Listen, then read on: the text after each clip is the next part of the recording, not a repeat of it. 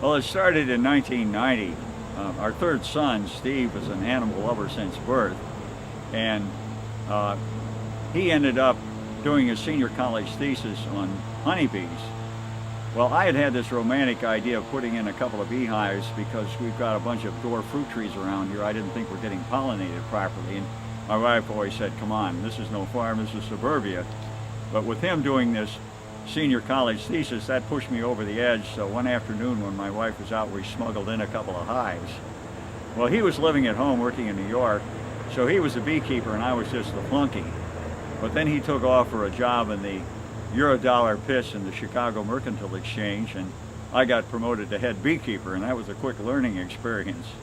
And I guess by then we'd gotten up to about 20 hives, and now I've got 90, which is a form of insanity because this is very labor intensive.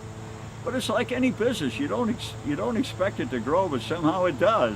It just keeps expanding. I can't. And now I've got an assistant, thank goodness. But it's very labor intensive. But I enjoy it, and there are two reasons. One is it's good physical exercise. I like to be outside on a nice day, and when you're lifting up one of these boxes that's full of honey, they weigh 85 pounds, and if you're lifting that at shoulder height, boy, that's good for the tummy muscles and every other muscle. And I'm not particularly athletic, but it's good exercise. But the other reason is it's surprisingly intellectually challenging. Honeybees have been beset with so many diseases and pests in the last 2 decades that when I open a hive, I'm looking, I'm listening, I'm smelling, I'm trying to figure out, is there a queen in there? Is she laying? If not, what do I do about it?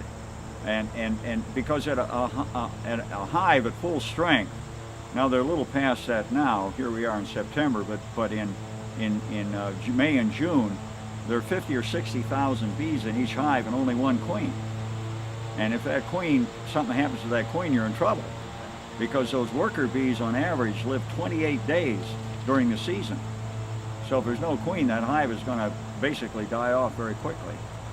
So I say there is an intellectual challenge to this whole thing.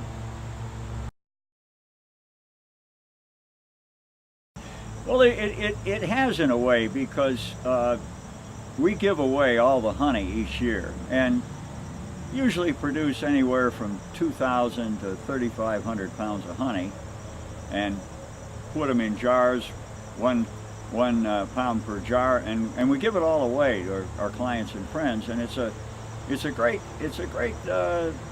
extra, if you will. I mean, I'm in the economic consulting business. I'm an investment advisor, and this really is something a little different. I mean, if you get a bottle of booze, nice bottle of wine for Christmas, let's say, hey, that's wonderful. But you put it on the shelf, and an hour later you remember who gave it to you. But when somebody gives you a jar of honey, and particularly with our labels on there, which we always try to pick out something topical, people remember that, and I find people like I was in for TV interviews with Bloomberg yesterday, and everybody there says, "How's the honey coming?" I know what they want. They know when they're going to get their honey.